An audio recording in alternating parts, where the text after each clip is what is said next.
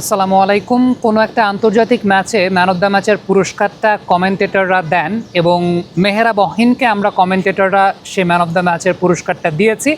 কারণ মেহরাব অহিন যখন ব্যাটিং করতে নেমেছিলেন তখন দলের রানটা ছিল ৬৫ উইকেটে। সেইখান থেকে বাংলাদেশ যত রান করেছে তার সিংহভাগই কিন্তু মেহরাব অহিনের অবদান। ৪০-এর উপর রান তিনি করেছেন এবং সব কিছু মিলিয়ে এই ইনিংসটার স্টেবিলিটির জায়গাটা যদি আমরা চিন্তা করি তাহলে বাংলাদেশ কিন্তু পেয়েছে মূলত মেহরাব হোসেন অহিন এবং সাকলাইনের মধ্যকার যে পার্টনারশিপটা ছিল সেই পার্টনারশিপের মাধ্যমে। ডেফিনেটলি প্রথমে এসেই একটা গিফট কিন্তু তিনি পেয়েছিলেন যে আউটসাইড লেগ স্টাম্প তাকে একটা বল করা হয়েছিল, সুইপ শট তিনি করেছেন, ইট ওয়াজ আ গিফট। কিন্তু আমার কাছে অহিনের সবচেয়ে ইমপ্রেসিভ ব্যাপারটা লেগেছে দ্বিতীয় যে শটটা খেলেছেন সেটা ডিপ ব্যাকওয়ার্ড স্কোয়ার লেগ দিয়ে, এবং সেই বলটার ক্ষেত্রে উল্লেখযোগ্য বৈশিষ্ট্যের জায়গা ছিল যে লেন্থ বহু আগে পিক করতে পেরেছিলেন মেহরাব অহিন। নর্মালি ওই টাইপের লেন্থ থেকে আসলে ব্যাটসম্যান একটু কনফিউজ থাকেন যে ব্যাক ফুটে যাবেন নাকি ফ্রন্ট ফুটে যাবেন যদি লেন্থ আগে ভাগে পিক করতে না পারেন, বাট মেহরাব আগে ভাগে লেন্থটাকে পিক করেছেন। এরপরেও যদি আপনি শটগুলোকে একটু লক্ষ্য করে দেখেন তিনি ম্যাক্সিমাম নাম্বার অফ জোনস যেটা ব্যবহার করেছেন ডিপ ব্যাকওয়ার্ড স্কোয়ার লেগ কিংবা ডিপ ফাইন লেগ অঞ্চলটা, দ্যাট ইজ ভেরি ইম্পর্টেন্ট। এবং আমরা সত্যি কথা বলতে আসলে এই টাইপের ব্যাটসম্যানের অভাবে ভুগি যাদের মধ্যে ওই ক্যাপাবিলিটির জায়গাটা আছে যে পেছনের ওই জায়গাটা ব্যবহার করতে পারেন। কারণ ম্যাক্সিমাম নাম্বার অফ ওকেশন যেটা দেখা যায় যে ব্যাটসম্যানদের ক্ষেত্রে তারা যখন আসলে শট খেলেন ওই mid wicket, long on, long of এইসব ডিস্টেন্স কাভার করতে গিয়ে ফিল্ডারের হাতে ধরা পড়েন।